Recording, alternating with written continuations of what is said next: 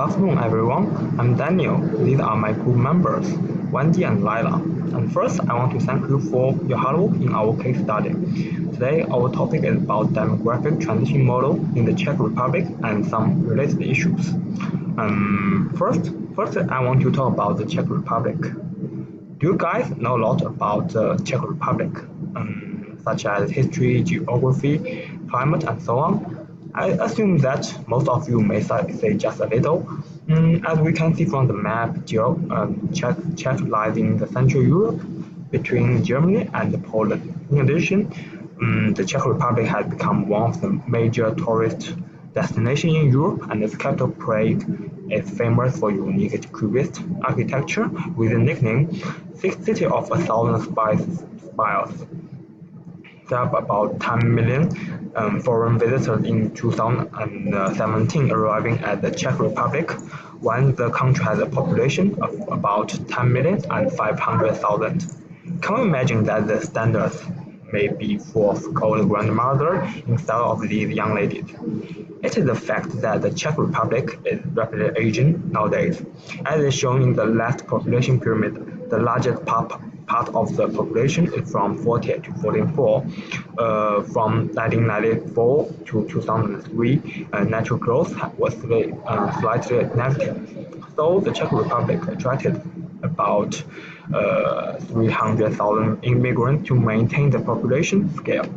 However, similarly to other European countries, the Czech Republic has kept a low fertility rate (TFR) at under 1.75 children per woman since 1993.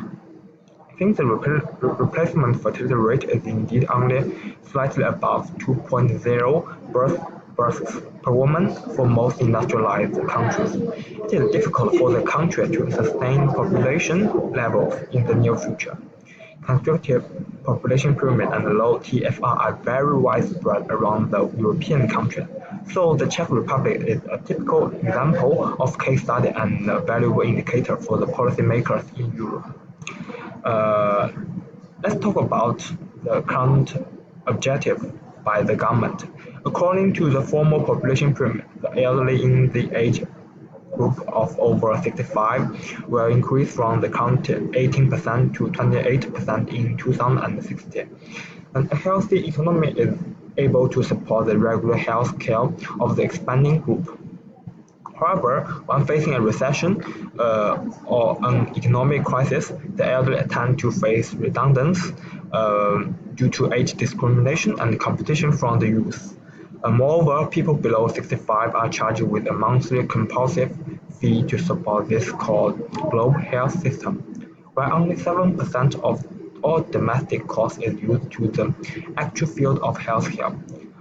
Consequently, new government policy should be formulated to promote the social and economic aspects of healthcare.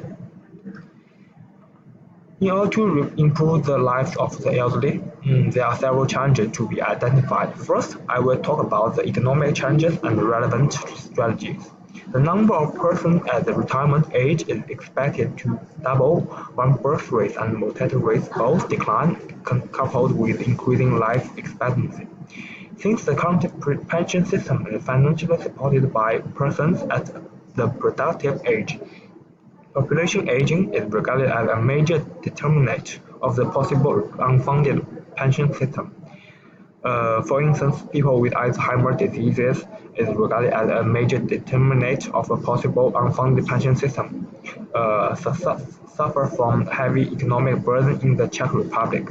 Each patient with AD costs about 12,000 European annually in case of social service facilities, which is expensive even for developed countries like Czech. One strategy that Czech government should commit to a pension reform, the male retirement age will increase from 62 to at least middle 60s. To provide sufficient labor force to sustain the healthy national economy. Moreover, the national strategy for health protection and the promotion and disease prevention was adopted by the Czech Ministry of Health in order to build up an integrated healthcare system. Next, Laila will introduce the challenges and the strategies about long-term care to you.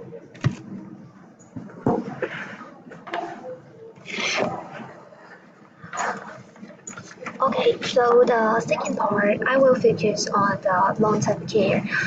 Some of the people may regard long-term care as a long duration of health care, but what it actually is, let's have a look at the definition. Long-term care is a specific part of social protection, which includes both health and social care, such as nursing care and helping with daily activities. As so check, specifically, public are facing some challenges in the area of long-term care towards senior citizens. To deal with these problems, some strategies will be given in this part, including domestic and outdoor methods. Furthermore, recommendation will be shown at the last part of the whole presentation. Let's move to the challenges. First, increasing disabled senior citizens. I have selected and summarized some specific statistics from the Czech Statistical Office. As is shown in Figure 1, 5 figures represent the number of handicapped persons in 5 years, from 2006 to 2010. The increasing trend of the old disabled people reflect the significant demand of long-term health care. Second, deficiency of caregivers.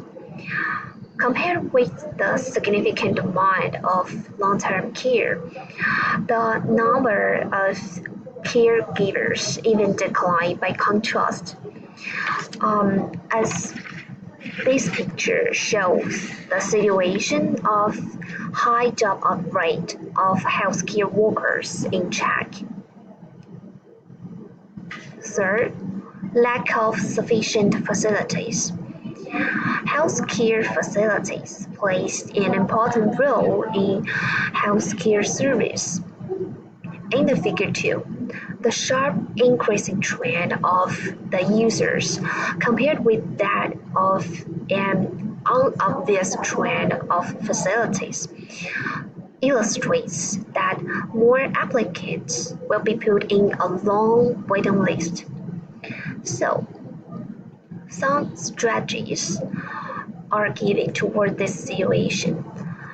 One of the most successful strategy is building residential healthcare facilities, which includes in-home facilities and professional nursing home.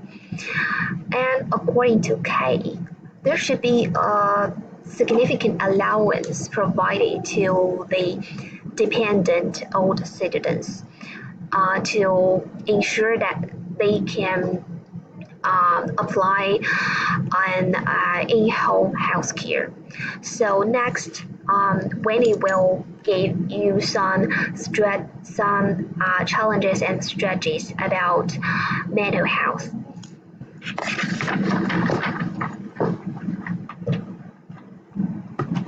The third challenge our group focuses on is a little attention paid to the decline of overall mental health level. First, let me introduce why health itself deserves attention and how could mental health become a huge and underlying challenge. After the first part of our presentation, we believe that you have already had a general idea of an aging population in the Czech Republic. It will definitely become a more serious problem in the future. As is demonstrated in the figure, the seniors will ultimately account for almost 40% of the total population by 2050. Such a large proportion, as well as the vulnerability of the elderly, makes health of the aged a significant issue. The Czech government has launched a state program, health promotion projects mainly targeting at physiological diseases, in particular age cohort. over 55 years old in 1994. By contrast, the attention paid to mental health is far from enough. As stated in the article by PAC 2018, it is non-governmental organizations and the Czech Psychiatric Association, rather than the government, that has been conducting advanced efforts for a long time to push reform in domestic mental health care. But mental health is a part which should never be ignored. We may find some clues in this figure. Divorce, this orange-colored part, and widow, this faint yellow part. Women make up approximately half of female seniors, which means they may easily experience solitude or loneliness. Such psychological harm will be common in an aging society. The distinct transition of age structure of population means a prominent adaptability of mental health system is required.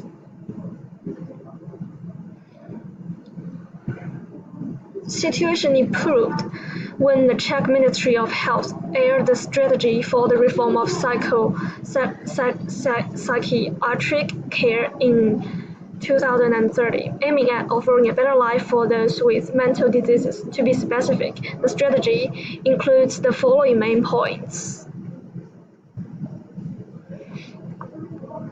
Firstly,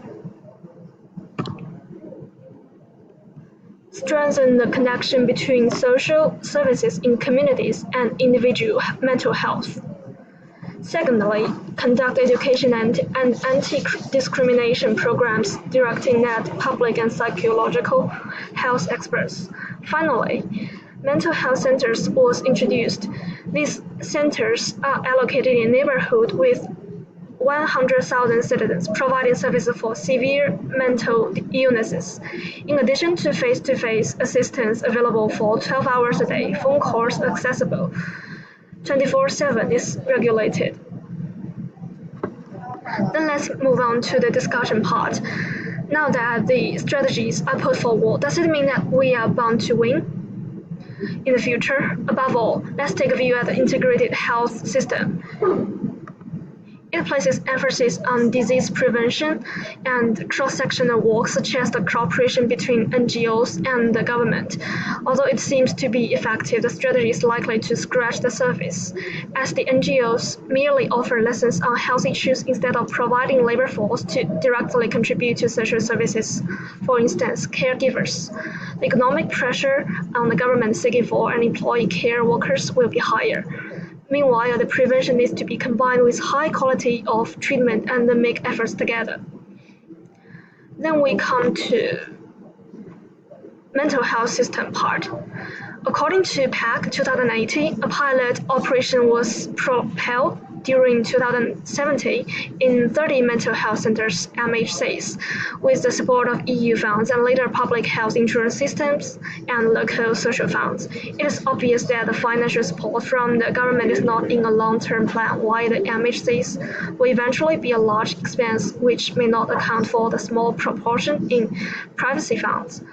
Moreover, current reform of mental system highlights the care for severe mental illnesses, leading to less focus on other particular groups. Finally, our group will present our recommendations. Let's welcome Laila. Okay, next I will some recommendations will be given around our group. The third recommendation is improve the health promotion system. That is, the public should pay more attention on the prevention of the disease, and more financial support from the non-government organizations should be put into the part of the healthcare system. And secondly, it's about the mental health system.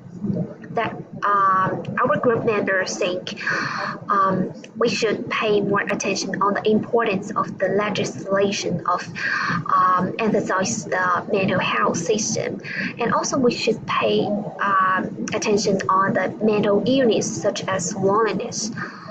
So that's the overall of our presentation. Thank you.